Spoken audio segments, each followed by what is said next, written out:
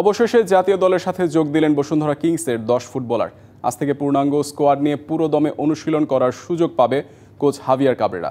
কিংসের ফুটবলাররা অনুশীলনে থাকায় দলের সাথে মানিয়ে নিতে কোনো সমস্যা হবে না বলে মনে করেন জাতীয় দলের ম্যানেজার আমির খান। অবশেষে অপেক্ষার প্রহর শেষ হলো। জাতীয় দলে যোগ দিলেন বসুন্ধরা কিংসের 10 ফুটবলার। এর মাধ্যমে 24 জনের পূর্ণাঙ্গ স্কোয়াড পেলেন কোচ হাভিয়ার কাবরেরা।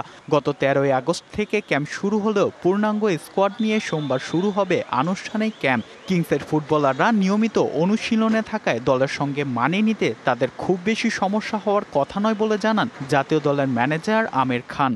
বসুন্ধরা যারা ছিল তারা তো অলমোস্ট ট্রেনিংয়েই ছিল তাদের ক্লাবের। এখন তো আমরা একটা পরিপূর্ণ টিম, এই পরিপূর্ণ টিম নিয়ে আগামীকালকে একটা সেশন হবে।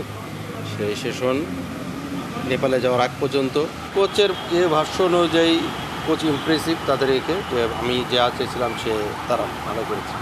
ইলেকট্রা এয়ার কন্ডিশনার কম বিদ্যুৎ খরচে দেবে অধিক শীতলতা আর সেভিংসও হয়ে যাবে। তাই এদিকে ক্লাব জটিলতায় হামজাকে নিয়ে দেখা দিয়েছে অনিশ্চয়তা। তবুও তাকে দলে পাওয়ার জন্য শেষ পর্যন্ত চেষ্টা চালাচ্ছে ফেডারেশন।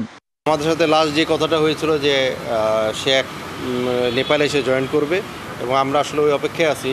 6 তারিখ আর 9 তারিখে যেহেতু 2টা ম্যাচ আছে, এই 2টা ম্যাচের আগ পর্যন্ত আসলে আমাদের যোগাযোগ অব্যাহত আছে। যদি ক্লাব ক্লিয়ারেন্স পাই আর সে যদি আসতে পারে, হয়তো দেখা যেতে পারে। তবে বসুন্ধরা কিংসের ফুটবলারদের জাতীয় দলের ক্যাম্পে যোগ দেওয়ার দিন অবতারণা হয় অনাকাঙ্ক্ষিত পরিস্থিতির। এই দিন হোটেলের বাইরে দাঁড় করে রাখা হয় ক্রীড়া সাংবাদিকদের। হোটেলের লবিতে সাধারণত প্রবেশাধিকার থাকলেও বাফুফের মিডিয়া কমিটির কাছ থেকে পাওয়া যায়নি সহায়তা।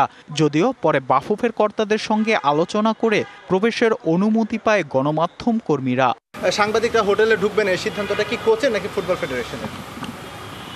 সাংবাদিক, আমি তো কোচকে সাথে আলাপ করেই আমি জানতে পারলাম যে এরকম। এখন আমার মনে হয় এখানে মিসকমিউনিকেশন কোনো হয়েছে।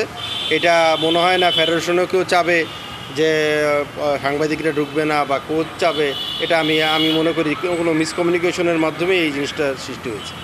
বুধবার 2টি প্রীতি ম্যাচ খেলতে নেপালের উদ্দেশ্যে ঢাকা ছাড়বে বাংলাদেশ দল। Fardin Saju, DBC news, Dhaka.